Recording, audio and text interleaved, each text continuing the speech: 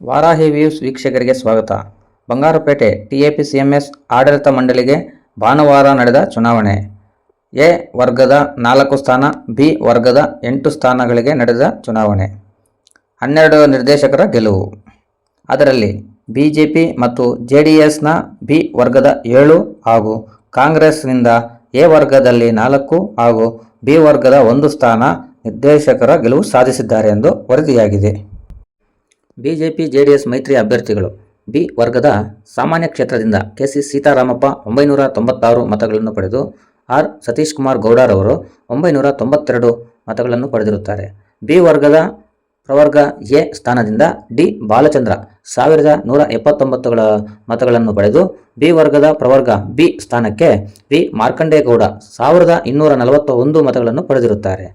SC ಮೀಸಲು ಸ್ಥಾನಕ್ಕೆ HR Srinivas ಹಾಗೂ ST ಮೀಸಲು ಸ್ಥಾನಕ್ಕೆ ವಿ ರಾಮಯ್ಯ 1050 ಮತ ಪಡೆದು ಜಯಶೀಲರಾಗಿರುತ್ತಾರೆ. ಮಹಿಳಾ ಮೀಸಲು ಸ್ಥಾನಕ್ಕೆ ಆರ್ ರಮ್ಯಾರವರು 955 ಮತ ಪಡೆದು ಜಯಶೀಲರಾಗಿದ್ದಾರೆ.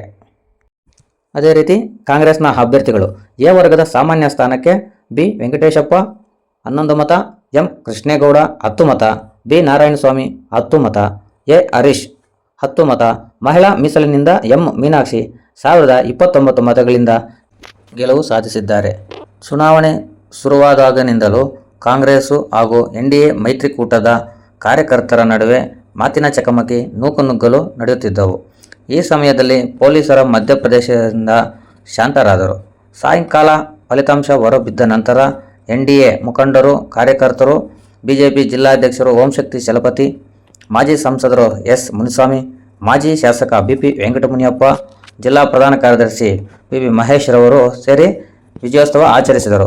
ಈ ಚುನಾವಣೆಯು ಮುಂಬರುವ ಎಲ್ಲ ಗ್ರಾಮ ಪಂಚಾಯಿತಿ, ತಾಲೂಕು ಪಂಚಾಯಿತಿ, ಜಿಲ್ಲಾ ಪಂಚಾಯಿತಿ, APMC ಚುನಾವಣೆಗಳಿಗೆ ದಿಕ್ಸೂಚಿಯಾಗಲಿದೆ ಎಂದು ಮಹೇಶ್ ರವರು ವಿವರಿಸಿದರು.